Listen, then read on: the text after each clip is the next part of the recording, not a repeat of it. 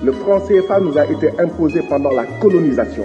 Pendant la colonisation, nous n'avons pas été consultés par la France. Le franc CFA. Avec le franc comorien qui, lui, vaut 0,002 €, ce sont les deux seules monnaies coloniales encore utilisées dans le monde. Plus d'un demi-siècle après l'indépendance de ces pays, c'est toujours la France qui gère la monnaie de ses anciennes colonies. Une situation unique au monde. La France est le seul État au monde qui gère encore la monnaie de ses ex-colonies plus de 50 ans après leur indépendance. On peut appeler ça un non-sens, hein. Comment on l'explique? En 1945, la France crée une unité monétaire, le franc CFA. CFA? CFA pour Colonie française d'Afrique. En 1958, le CFA devient le franc de la communauté française d'Afrique. Après les indépendances, il deviendra le franc de la communauté financière d'Afrique dans ces pays-là, et dans cela, le franc de la coopération financière en Afrique centrale. C'est-à-dire que l'origine même du franc CFA est quelque chose qui est fortement lié à l'esclavage. L'argent qui a été versé aux propriétaires d'esclaves leur a permis de créer la Banque du Sénégal. Banque du Sénégal qui deviendra en 1901 la Banque de l'Afrique occidentale, la BAO, qui aura le privilège d'émission du franc des colonies. Aucun pays africain n'a consulté son peuple sur la question du franc CFA. Les Européens, pour avoir l'euro, sont passés par un référendum. Les Africains, en fait, ont l'euro, mais par une décision de l'Union européenne s'adressant à la France. Rappelez aussi que le 21 décembre 2019, Macron avait dit « J'ai entendu la jeunesse africaine ». C'est aussi en entendant votre jeunesse que j'ai souhaité engager la France dans une réforme historique. Nous, on s'en fout, on s'en moque d'Emmanuel Macron. C'est pas à lui qu'on parle. Si le Maroc, l'Algérie et la Tunisie ont pu sortir de la zone franc 2 ans, 3 ans seulement après leur indépendance, comment justifier que le Sénégal, plus de 60 ans après l'indépendance, la Côte d'Ivoire, le Mali ne sortent pas du franc CFA? En clair, ces 14 pays africains sont sous la tutelle du ministère français des Finances. Dans les faits, le Trésor public français, donc l'administration française, fixe le taux de change en euros du franc CFA. Et cette parité franc-euro oblige les banques centrales des pays africains de ces deux zones monétaires à déposer 50% de leurs réserves de change à la Banque de France. Petite anecdote au passage, billets et pièces CFA, le tout est imprimé et façonné en France.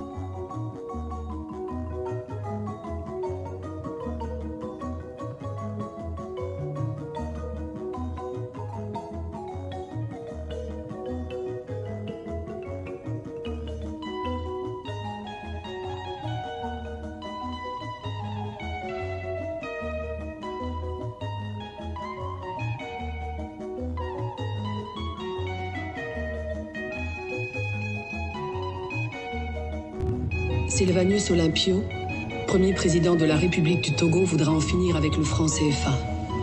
Il sera abattu lors d'un putsch en 1963, à quelques jours du lancement d'une monnaie nationale pour son pays.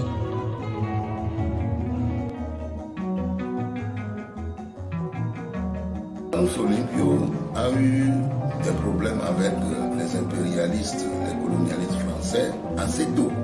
Mais la goutte d'eau qui va faire déborder le vase, l'affaire du CFA.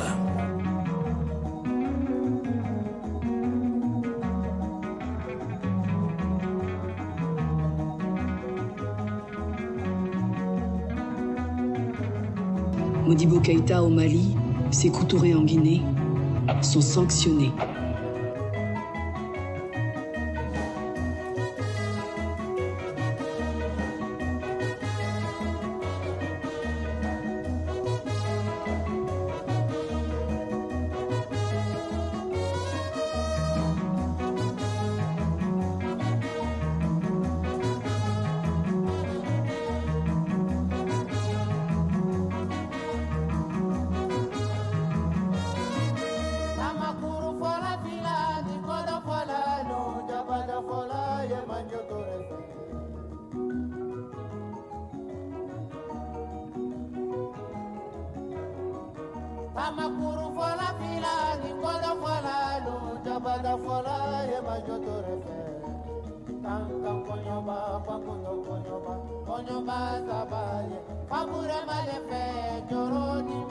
Questo si chiama franco CFA. È la moneta coloniale che la Francia stampa per 14 nazioni africane, alle quali applica il signoraggio e in forza delle quali sfrutta le risorse di questa nazione. Je pense que la France est un de ces pays qui, en imprimant de l'argent pour 14 pays africains, empêche leur développement économique et contribue au fait que les réfugiés partent puis meurent dans la mer ou arrivent sur nos côtes. Si l'Europe veut maintenant faire preuve de courage, elle doit avoir la force de faire face au problème de la décolonisation de l'Afrique. Et lorsque je dis nous, je parle de ces États européens comme la France qui, pendant ces années, les exportations de matières premières ont été bénéfiques grâce à l'impression d'une devise pour 14 États africains qui ont également eu des retombées positives sur leur économie. La France est un État de l'Union européenne, mais nous ne pouvons pas prétendre que cette dynamique n'existe pas. Toujours dans le cas de la guerre en Libye en 2011, nous avons assisté à un bombardement fou qui a créé tous les problèmes que nous avons avec l'immigration. Ça doit changer dans la manière de coopérer avec la France et l'Europe. Regardez-nous autrement, en nous respectant, en nous considérant comme de vrais partenaires et non pas toujours avec un regard paternaliste, avec l'idée de toujours savoir ce qu'il faut pour nous et non pas d'autres. La France est le seul État au monde qui gère encore la monnaie de ses ex-colonies plus de 50 ans après leur indépendance. On peut appeler ça un non-sens, hein. Comment on l'explique ? Pour des raisons politiques, pour des raisons de soumission, pour des raisons de peur, parce qu'ils pensent, un, ils n'ont pas envie de prendre de risques, deux, ils n'ont pas envie de se mettre la France à dos. Dites-vous bien que les dépôts, ce qu'on appelle les comptes d'opération, ce 72 milliards d'euros déposés sur les comptes du Trésor public français tout le temps. À partir du moment où vous êtes amputé de 50% de votre capacité d'agir, vous n'êtes pas capable de mettre en place une politique économique sérieuse. Et puis la deuxième donnée qui est importante, elle est politique et de souveraineté. Quand vous n'avez pas le droit de battre monnaie, quand vous n'avez pas le droit de dévaluer votre monnaie, quand vous n'avez pas le droit de créer votre monnaie, quand vous n'avez pas le droit de négocier une politique économique sérieuse, quand vous n'êtes pas capable de faire ça, on ne peut pas vous appeler un État sérieux. Pardon, l'idée d'avoir le vestige de la colonisation aujourd'hui encore est un non-sens politique et économique. Ça n'a aucun sens de continuer un système comme ça, qui s'appelait de façon fort remarquable à l'époque colonie française d'Afrique. Moi, je suis mauritanien.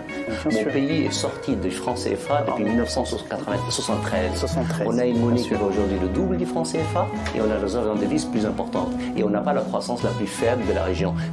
Mais il est temps que la France lève son genou de notre cou. Il est temps que la France nous foute la paix.